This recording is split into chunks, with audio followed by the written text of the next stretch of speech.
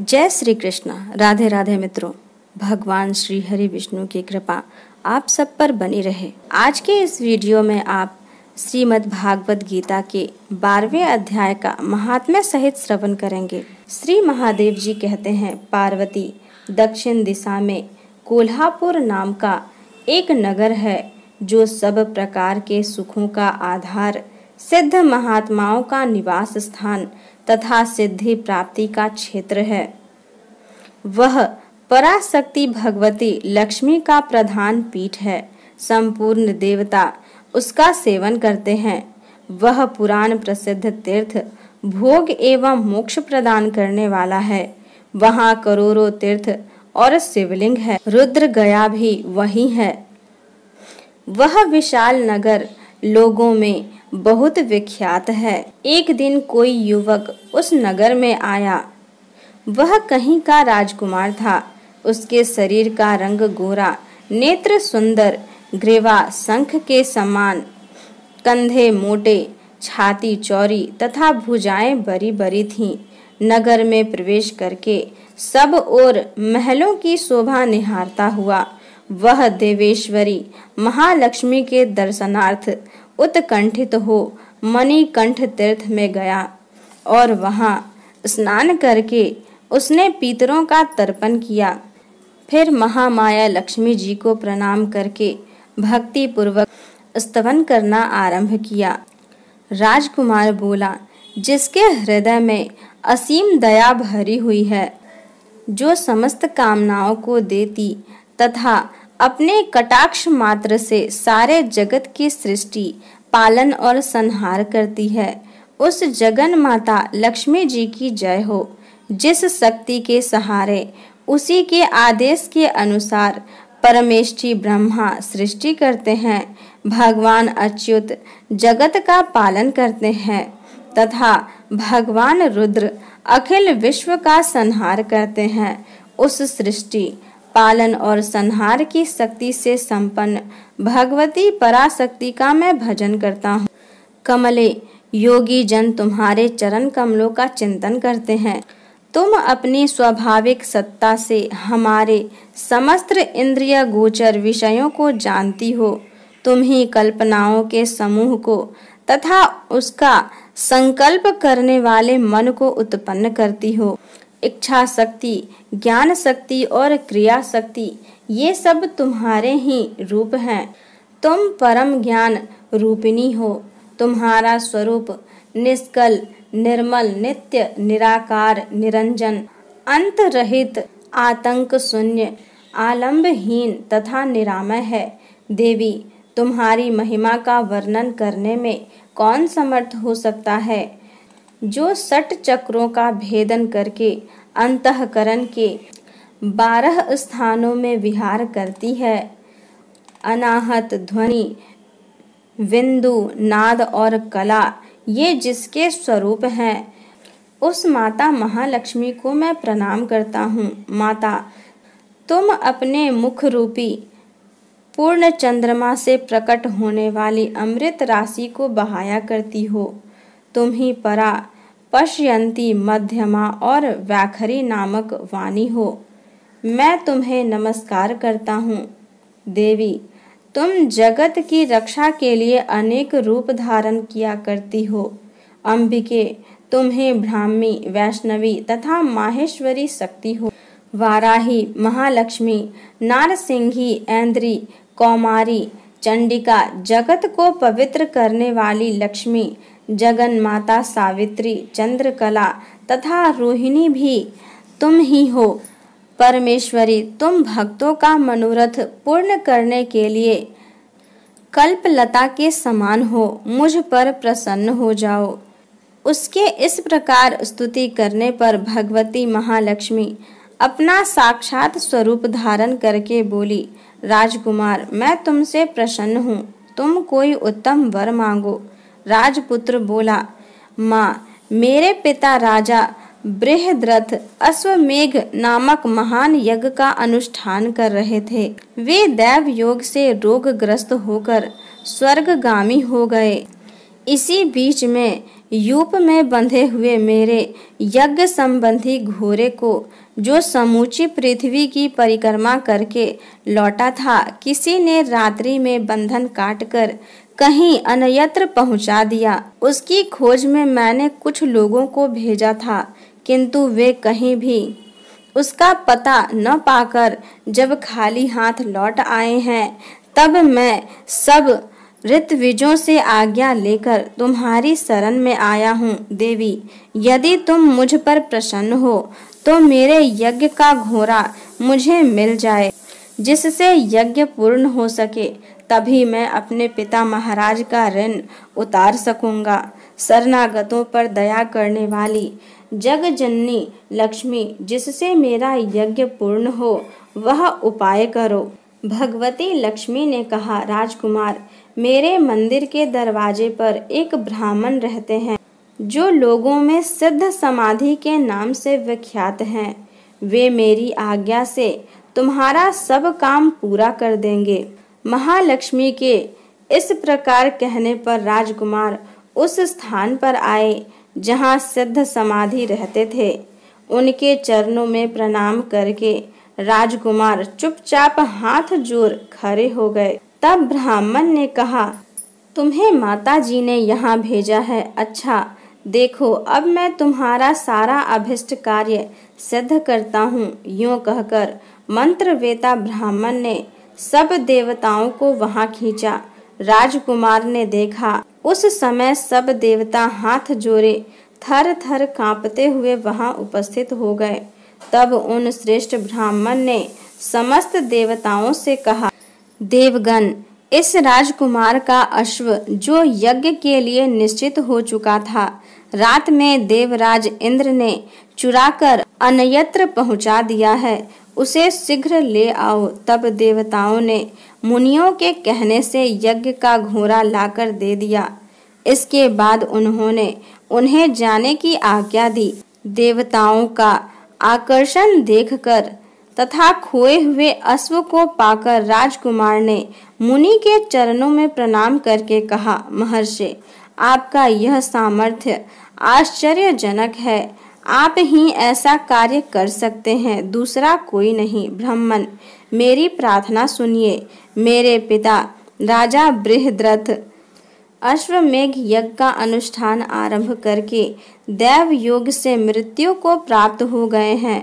अभी तक उनका शरीर तपाए हुए तेल में सुखाकर मैंने रख छोड़ा है। साधु श्रेष्ठ, आप उन्हें पुनः जीवित कर दीजिए। यह सुनकर महामुनि ब्राह्मण ने किंचित मुस्कुराकर कहा, चलो, जहाँ यज्ञ मंडप में तुम्हारे पिता मौजूद हैं, चलें। तब सिद्ध समाधि ने राजकुमार के साथ वहां जाकर जल अभिमंत्रित किया और उसे उस शव के मस्तक पर रखा। उसके रखते ही राजा सचेत होकर उठ बैठे। फिर उन्होंने ब्राह्मण को देखकर पूछा, धर्म स्वरूप आप कौन हैं? तब राजकुमार ने महाराज से पहले का सारा हाल कह सुनाया। राजा ने अपने को पुनः जीवन दान देने वाले ब्राह्मण को नमस्कार करके पूछा, ब्राह्मण, किस पुण्य से आपको यह अलौकिक शक्ति प्राप्त हुई है? उनके यों कहने पर ब्राह्मण ने मधुर वाणी में कहा, राजन, मैं प्रतिदिन आलस्य रहित होकर गीता के 12वें अध्याय का जप करता हूँ। उसी से मुझे यह शक्ति मिली है जिससे तुम्हें जीवन प्राप्त हुआ है।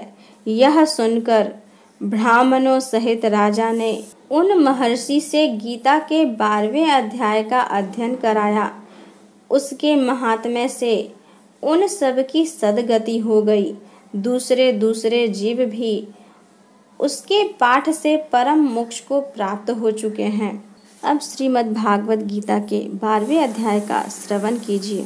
भगवान के वचनों को सुनकर अर्जुन बोले, हे मनमोहन, जो अनन्य प्रेमी भक्तजन इस पूर्वोक्त प्रकार से निरंतर आपके भजन ध्यान में लगे हुए आप सगुण रूप परमेश्वर को अति श्रेष्ठ भाव से उपासते हैं और जो अविनाशी सच्चिदानंद घन निराकार को ही उपासते हैं, उन दोनों प्रकार के भक्तों में अति उत्तम योग वेता कौन है?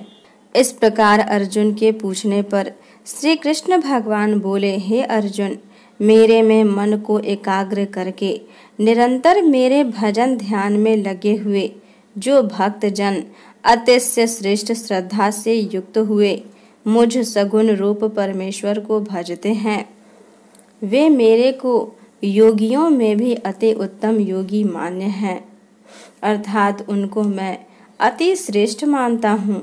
और जो पुरुष इंद्रियों के समुदाय को अच्छी प्रकार वश में करके मन बुद्धि से परे सर्वव्यापी अकथनीय स्वरूप और सदा एक रस रहने वाले नित्य अचल निराकार अविनाशी सच्चिदानंद घन ब्रह्म को निरंतर एक ही भाव से ध्यान करते हुए उपासते हैं, वे संपूर्ण भूतों के हित में रत हुए और सब में समान भाव वाले योगी भी मेरे को ही प्राप्त हैं। किंतु उन सच्चिदानंद घन निराकार ब्रह्म में आसक्त हुए चित्त वाले पुरुषों के साधन में क्लेश अर्थात परिश्रम विशेष है, क्योंकि देहाभिमानियों से अव्यक्त विषयक गति दुख पूर्वक प्राप्त की जाती है। अर्थात जब तक शरीर में अभिमान रहता है तब तक शुद्ध सच्चिदानंद घन निराकार ब्रह्म में स्थिति होनी कठिन है। और जो मेरे परायण हुए भक्त जन संपूर्ण कर्मों को मेरे में अर्पण करके मुझ सगुण रूप परमेश्वर को ही तैल धारा के सदृश अनन्य ध्यान योग से निरंतर चिंतन करते हुए भजते हैं, हे अर्जुन, उन मेरे में चित्त को लगाने वाले प्रेमी भक्तों का मैं शीघ्र ही मृत्यु रूप संसार समुद्र से उद्धार करने वाला होता हूँ। इसीलिए हे अर्जुन, तू मेरे में मन को लगा और मेरे में ही बुद्धि को लगा। इसके उपरांत तू मेरे में ही निवास करेगा, अर्थात मेरे को ही प्राप्त होगा। इसमें कुछ भी संशय नहीं है। यदि तू मन को मेरे में अचल स्थापन करने के लिए समर्थ नहीं है तो हे अर्जुन, अभ्यास रूप योग के द्वारा मेरे को प्राप्त होने के लिए इच्छा कर। यदि तू ऊपर कहे हुए अभ्यास में भी असमर्थ है तो केवल मेरे लिए कर्म करने के ही परायण हो।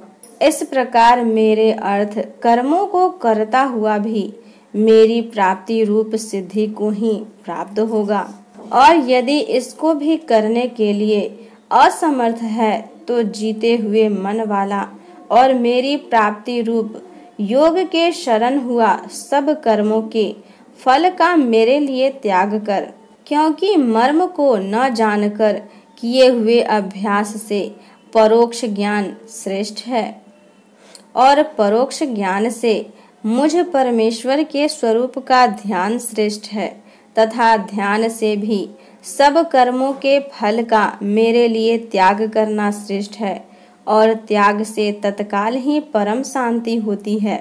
इस प्रकार शांति को प्राप्त हुआ जो पुरुष सब भूतों में द्वेष भाव से रहित एवं स्वार्थ रहित सबका प्रेमी और हेतु रहित दयालु है, तथा ममता से रहित एवं अहंकार से रहित सुख दुखों की प्राप्ति में सम और क्षमावान है, अर्थात अपराध करने वालों को भी अभय देने वाला है, तथा जो ध्यान योग में युक्त हुआ निरंतर लाभ हानि में संतुष्ट है, तथा मन और इंद्रियों सहित शरीर को वश में किए हुए मेरे में दृढ़ निश्चय वाला है, वह मेरे में अर्पण किए हुए मन बुद्धि वाला मेरा भक्त मेरे को प्रिय है। जिससे कोई भी जीव उद्वेग को प्राप्त नहीं होता है और जो स्वयं भी किसी जीव से उद्वेग को प्राप्त नहीं होता है, तथा जो हर्ष अमर्ष भय और उद्वेग आदिकों से रहित है, वह भक्त मेरे को प्रिय है। जो पुरुष आकांक्षा से रहित तथा बाहर भीतर से शुद्ध और चतुर है, अर्थात जिस काम के लिए आया था उसको पूरा कर चुका है एवं पक्षपात से रहित और दुखों से छूटा हुआ है, वह सर्व आरंभों का त्यागी अर्थात मन, वाणी और शरीर द्वारा प्रारब्ध से होने वाले संपूर्ण स्वाभाविक कर्मों में कर्तापन के अभिमान का त्यागी मेरा भक्त मेरे को प्रिय है।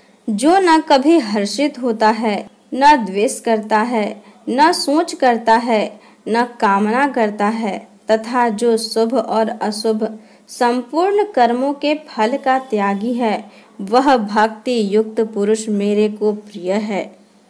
जो पुरुष शत्रु मित्र में और मान अपमान में सम है तथा सर्दी गर्मी और सुख दुख आदि द्वंद्वों में सम है और सब संसार में आसक्ति से रहित है तथा जो निंदा स्तुति को समान समझने वाला और मननशील है अर्थात ईश्वर के स्वरूप का निरंतर मनन करने वाला है एवं जिस किस प्रकार से भी शरीर का निर्वाह होने में सदा ही संतुष्ट है और रहने के स्थान में ममता से रहित है, वह स्थिर बुद्धि वाला भक्तिमान पुरुष मेरे को प्रिय है। और जो मेरे परायण हुए अर्थात मेरे को परम आश्रय और परम गति एवं सबका आत्म रूप और सबसे परे परम पूज्य समझकर विशुद्ध प्रेम से मेरी प्राप्ति के लिए तत्पर हुए श्रद्धा युक्त पुरुष इस ऊपर कहे हुए धर्म में अमृत को निष्काम भाव से सेवन करते हैं, वे भक्त मेरे को अतिशय प्रिय हैं। इस प्रकार श्रीमद् भागवत गीता का भक्ति योग नामक 12वां अध्याय संपूर्ण हुआ। आगे की कथा सुनने के लिए मेरे वीडियो को लाइक करें, अपने दोस्तों के साथ शेयर करें तथा मेरे चैनल को सब्सक्राइब करें। धन्यवाद।